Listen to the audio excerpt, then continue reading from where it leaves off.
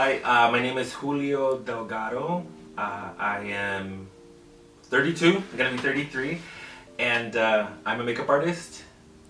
Also, I am a sales coordinator, so I currently work for a cosmetic brand in a department store. So how I started my journey, literally I've been drawing and painting my whole life, so art has always been an influence or a driver in my life, and I used art to kind of escape my reality and kind of create my own safe space from everything that was happening growing up.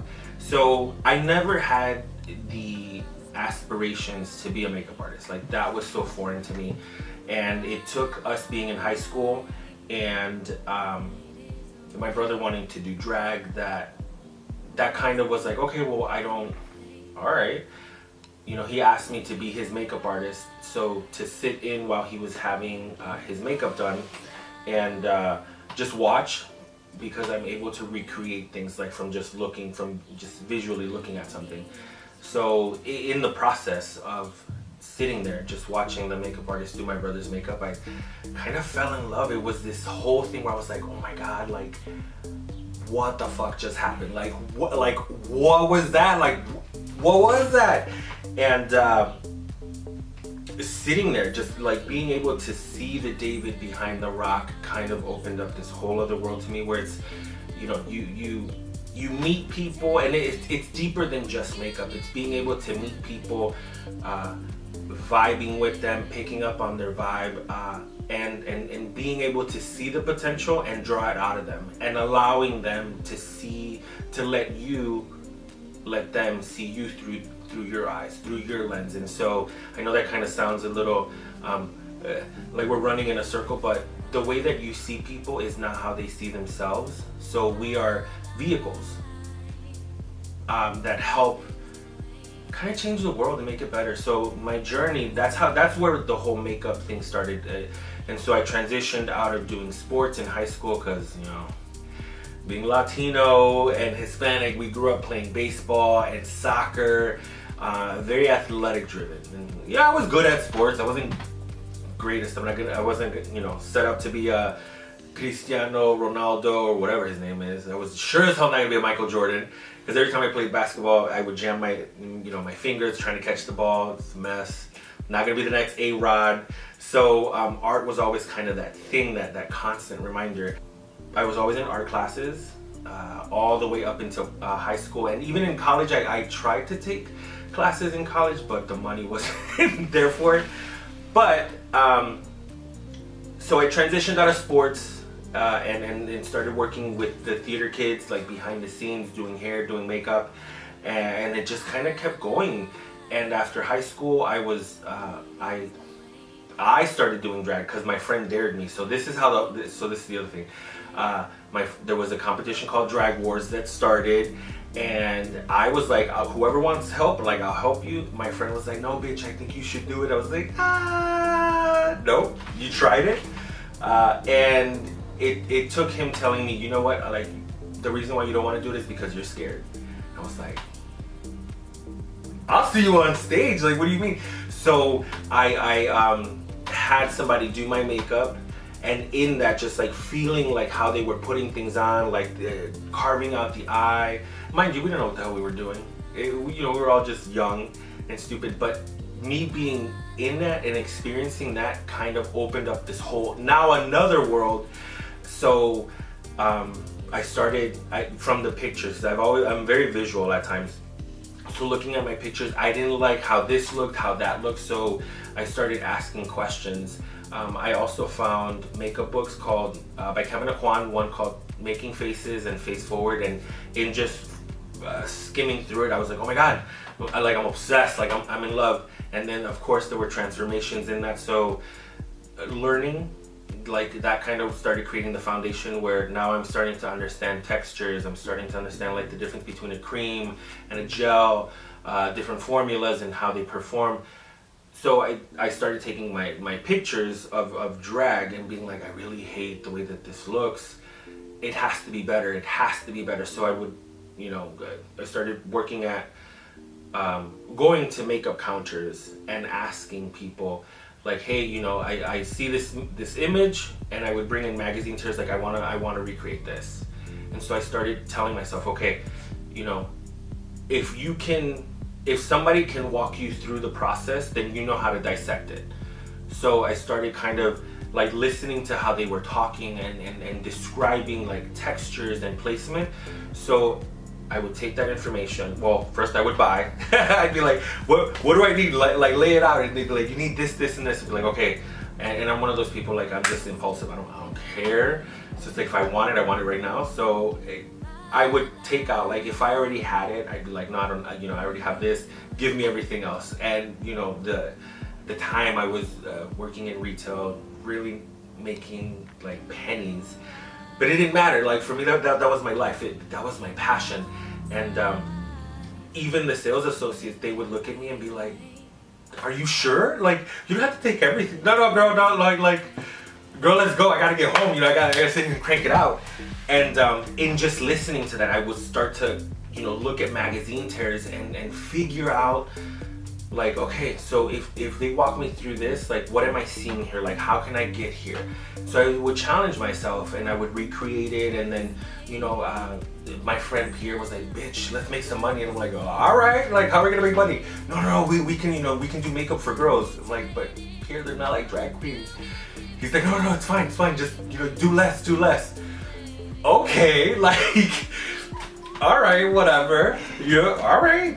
And so we started booking ourselves to do prom girls. Mind you, we're still in high school too, or college at this point now.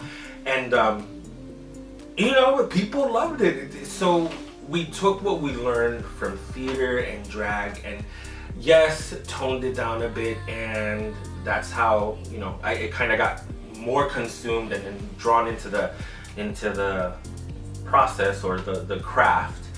I started working at Marshall Fields, and so I would challenge myself. RuPaul at the time did his circuit tour, and I never really understood how, like, this is a man, So for me, I'm like, how does this happen? So again, I would go back to the Mac counter and be like, yo, what's good with this? Like, that, like, I really like this lid color, whatever that is, give me that. They're like, well, you could, and the girls would scam me. They would scam me. Like, it's funny because one girl was like, well, you want to use a white eyeshadow and then you put this on top. I didn't fucking know. So for me, it was like, give it. I don't have that shadow. I don't have. Yeah, give it to me. And so that turned into I grew up dancing as well. And so one of the gentlemen that worked at that same counter that I would shop at finally was like, Julio, like, what are you doing? I was like, oh my God, do you work here? He's like, dude, yeah. He's like, but listen, I'm leaving for New York. I think you should, take my position. Like, I think you'd be good. And I'm sitting here like, what are you talking about? Like, bro, I'm not even ready. He's like, no. He's like, I've seen your work. Like, you're ready. You're like, this can be your thing. Like, you're good. You belong here. Just like, all right. So he left. 2 weeks later, like, the manager at the time was on vacation. So I decided to talk to the assistant manager. Mind you, now I'm working at Marshall Fields, like in the store, in denim, selling, $300 jeans. And on every minute that I had, I would run down to the cosmetic counter and like I would book appointments with every line to just figure out like what happens here, like what do you do, talk to me about product, like and I met the assistant manager at the Mac counter at the time, and she was so fucking rude to me. Like, she was so rude. Like, she could not be bothered. But what she did say was, well, our manager's on vacation. There's a casting call that's happening. Like, you want to call the Mac store and set that up. Like, good luck. It's like, all right, okay. And I did, and we set up the interview, and it was a group of it was a group interview, so it was 24 of us, and they told us like, come in with a model. So, I asked my sister, I was like, yo, could you be my model? And my sister's like, what do I gotta do? Shut up and just sit there, like, don't worry about it, just like, come with me. Okay, and we get there, and the appointment, the interview started at 5 5:30. So we get there, we go through the 15-minute interview. I was like prepared to sit here and talk about makeup and all of the products that I had bought. And in these 15 minutes, we talked more about Marshall Field and the transition and how horrible it's been, and how, you know, Chicago's like all ass hurt and upset that it's gonna be Macy's now. And I was just kind of like this, oh my God, I'm not gonna get this job. Like, I don't even know what this is. Sure enough, I make it to the next round. The next round was the makeup application. And so in that, they were, you know, they cut people down. So now it's like 12 of us, from 24 to 12. And they line us all up next to each other. I was like, oh my God, what if they like switch out my model? Like, I don't even know how this is gonna work. And that didn't happen. So they were like, they grabbed a handful of brushes, they put them in a cup, and they were like, okay, so use 3, these are your brushes. Use 3, these are your brushes, and this is how it's gonna roll. They gave us scenarios, so you have to draw. Like, you get cards and you have to draw like what the scenario was, and however you chose to interpret what was on that card was pretty much was gonna make or break you. And I still remember this because I was so nervous. I had to do a smoky eye with a strong brow, and then the cheek color had to complement the lip color. Mind you, like, what? And then at the end of that, they were like, oh, and you have to make a face chart. Like, you have to put this on paper. So now I'm like, what the? All right, like, it's do or die. And they gave us 45 minutes, and in 35 to 40 minutes, I was done. So I half-assed my face chart. I was like, you know, this, and then, and I just kind of like chicken scratched across the end. And she was even surprised. She's like, you made a face chart? Like, it was an eye chart. I was like, yeah. She's like, okay. They literally had us walk out. 30 minutes later, they announced who was gonna make it, and I was one of the 6 people that was left. The next day, I get a phone call from the manager at the same location that I'm at. She was like, so they tell me that I know you and that I work here. And I was like, yeah, Susan, you've seen me. She's like, I don't feel like I know who you are. I was like, so I come in and I see Vesna and I see Amy, and I'm the guy with the long hair. She was like, oh my God, yes. She's like, I know exactly who you are. I was like, okay. She's like, can you come in for an interview? I was like, yeah. I sit down, we literally spoke for 15 minutes. And I'm sitting here like, oh my God, like makeup, like I went through my books, like I have to know everything, like I'm done, be ready to sit here and talk about nothing. And she offered me, she was like, well, I have part-time, 18 hours, like, you know, are you good for that? Yeah! So my first day in cosmetics was Black Friday.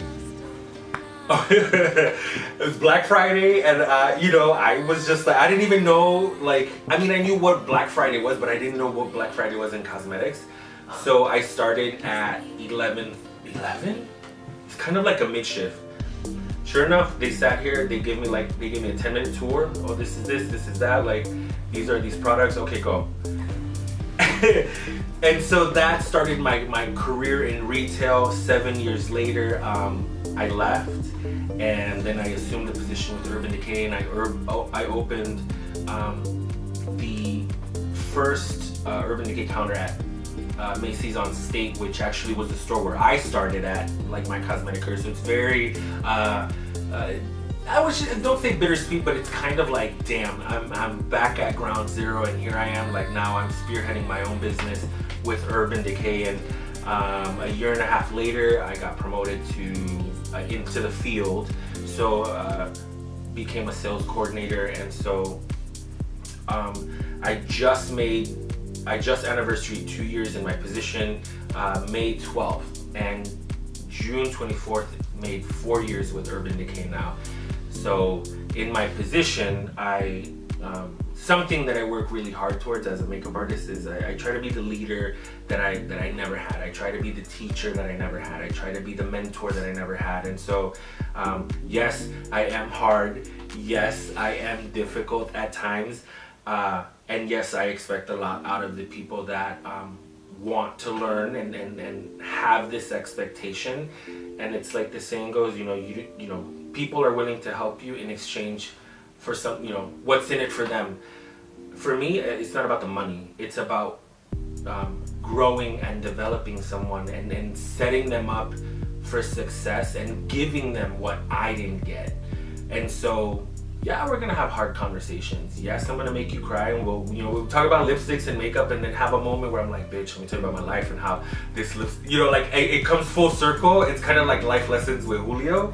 But in that, people walk away empowered. People walk away feeling valued and important, and they understand that their voice matters. So it's been very rewarding. It's been very rewarding. Sometimes when you have to, deal with your own life, helping others isn't always at the forefront. But for me, I've been able to just kind of put myself on the back burner and be like, yo, I can always worry about myself. Like, I know that I'm always gonna be okay, but this person needs me more than I need myself right now. So priority. It hasn't always been the healthiest thing for me, but it's been the most rewarding, and so that is what matters. People first, and I'm very fortunate in my position working for Urban, to have had 3 doors, and the teams that I've been able to nurture and raise and foster have all gone on to be super successful, and just to see them thrive, not only in their career but in their own personal lives, and like the lessons that we've learned together, like that is worth the sacrifice to me,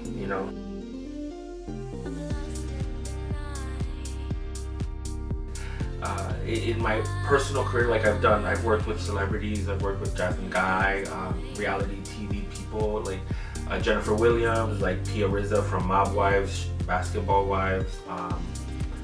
I've worked with soap opera stars. I've worked with Dulce, who's a singer, Chupitos. There was an Alejandra Pinzon, who's this Colombian like sex bomb. Like, oh my God, this girl's beautiful. And I still live in Chicago. I still I live with my parents. I live a very humbled life, and you would think that with everything that comes with being a makeup artist and then the glamour and all this and all that, it doesn't change me. At least me. I don't know about anybody else. I don't really give a shit about how famous you are. Like, girl, I just want to know, can I pay my rent? You're gonna cut me my check? Could I pay the rent? Could I pay my car note? If I can, great. If I can't, well, we might have to part ways after this, but I'm still the same old, little boy that loved art. So I get to paint on people's faces and create magic with them and have these moments. I've also, in my position, I've learned how to develop the business acumen, and that's another thing that's so important that us as creatives sometimes fail to realize, because we're so caught up in the passion. It's like art, create. Yes, but you can't create if you're not making money. And some people are just very left brain, where they're just creative. Some people are, right brain, where they're very analytical. So this is why you see companies or like starter companies start where one person is the face and the creative pulse, and the other person is the brain.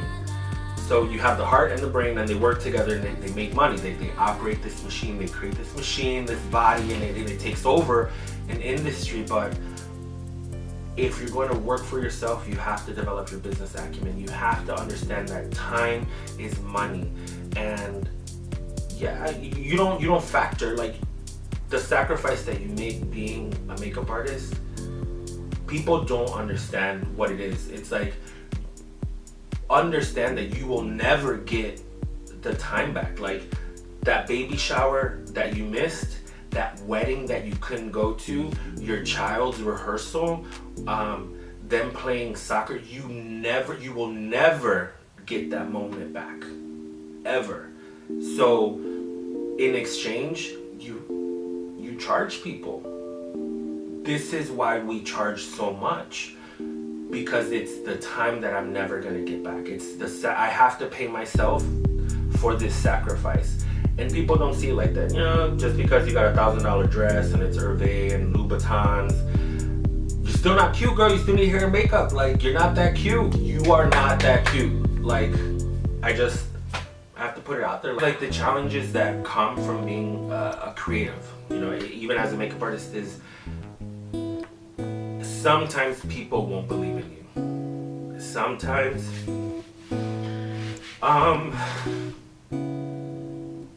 in my case, growing up, being creative kind of puts you in this whole other world where people don't understand you. You speak a completely different language, and because of that, they don't take you seriously. So for me, I have not been taken serious by my family, by friends. Sometimes people perceive you as you're too much of a dreamer. Like, you live in this fantasy, like it's never gonna happen for you. And you have to hold on to that. You have to sit here and if your dream is to be a makeup artist or whatever field, people won't believe in you. People didn't believe in me, and so it's frustrating because you sit here and you're like, what the fuck? Like, if you don't believe in me enough to make it big, but you believe enough in me to make you look cute, yet you won't pay me. So it's kind of ironic. It's hard. It's hard to sit here and, you know, be a one-man show and believe in yourself. So not having the proper support, sometimes having those that are the closest to you, that you love the most, kind of almost work against you. Also, sometimes in getting a group of people to support you, you learn that not everybody on your team is rooting for you. So I've dealt with people backstabbing me. I've dealt with people taking jobs from me. I've dealt with people being my friend because of the opportunities that I've been able to create, run into, and then sometimes because, you know, I'm honest, if I can't do it, I'm not gonna do it. So I have a group of friends that can, or I know somebody that can, and you give it to them, and you know, like, sometimes people are opportunists. So that's what I've had to deal with. Other times, I've had to deal with people slandering, sitting here because they feel some type of way about themselves. You know, they slander. They'll say, you know, you're not reliable. You're an asshole. You're not good. They're better, and yet they charge cheaper. So they take jobs, and so I've dealt with a lot. I've dealt with managers who hold you back for their benefit. So instead of looking at it from a place of like, we want to develop you to take our positions, because if you grow, I grow. So that's kind of how in the perfect world you want to develop your core, you want to develop your people at the front line, because then everybody pushes everybody up. Everybody gets promoted from the bottom up. But they don't see it that way. So, yeah, I've dealt with disappointments. I've dealt with being let down. I don't get caught up in what everybody else is doing, because when you do, you're not focused. You're not focused where you need to be focused, in your lane, in yourself. So it's good to kind of, you know, keep your head down, you know, grinding, hustling. And it's good to just kind of, you know, sometimes put your head up, look what everybody else is doing. And you can know what they're doing, but you don't have to be consumed by it. For me, it's like, what I've learned, and this was one of those things where I was like, a fast life lesson. When I first started working at Mac, there was a young lady who I thought her artist was phenomenal, like, oh my God. And so I told her, I was like, hey, listen, like, I really want to learn, like, I would love for you to, you know, to work together. Like, I want to learn how, you know, I want to be able to do what you do. And she sat here and she smiled, you know, smiled at me and was like, listen, like, I appreciate that, Julio, like, but you need to know that it's never gonna happen. And I sat there and I was like, what? She was like, I can teach you the technique and I can show you, but you will never be able to paint like I paint. And she didn't really quite expand on it. And I just kind of was like, oh yeah, that's cool. You know, I brushed it off, but inside I was dying. I was ready to scream. And I look back at it and I look at it like this. Your life experience shapes you to see the world in such a unique way. So the way that you perceive the world is different from the way that the person across from you perceives the world. So we can learn the same thing and go about it in two completely different fashions because of what life has taught you, how it's conditioned you. So in looking back at it in retrospect, she was right. What advice I would give to the up and coming generations is do your homework. Do your homework. And what I mean by that is, okay, I'm gonna go off on a tangent. These newer generations don't have to really worry about, they don't understand the concept of like hard work and earning things because, you know, you're 5, you're 6, and you're privy to a $600 phone that you didn't earn. So you walk into it being like, well, if this is what I want, I should get it at no cost. No cost in the sense of like, it didn't take you effort. So a lot of what I've seen is a lot of people don't understand, like, there's this whole other generations that came before you that paved the way. You need to know, like, you need to know the history. You need to do your homework, like research makeup, research, like, you have to know the basics. And most people out the gate want to sit here and be like Beyonce makeup artist. That's great. That's fantastic being ambitious. But if you're gonna do the same makeup over and over and over and over again, you're not really a makeup artist. So do your research, and then at the end of the day, just have fun. Like, it's lipstick, it's gloss. We're not finding the cure for cancer. We're not sending, you know, women to the moon. Like, and what I would also say is work retail.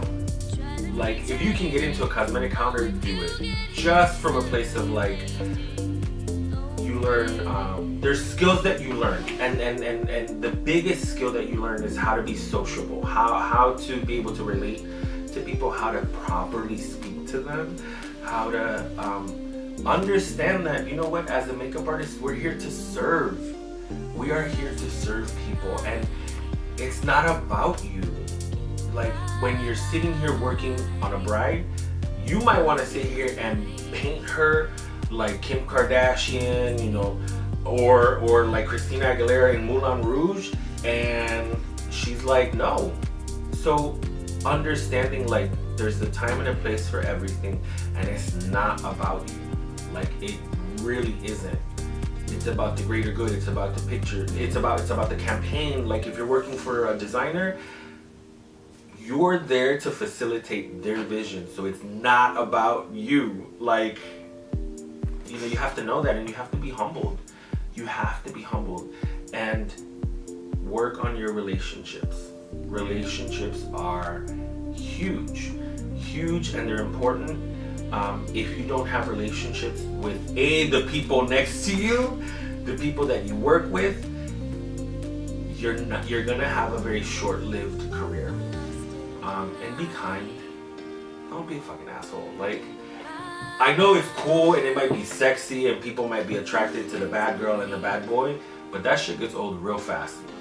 Because if we're on set and you're not on time, bye. Like, not getting paid.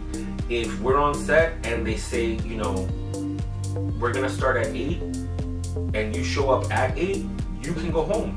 People have been sent home, and these are like $1,500 jobs, $2,000 jobs, and just because you chose to sit, like, not really respect the relationship and what's being asked of you bye. The door. There's the door. You know, things to think about. Like, this is the reality. And know what I tell people. Know your perspective on makeup. What is your perspective? What is your niche? Like, what can you do that nobody else does? Develop that.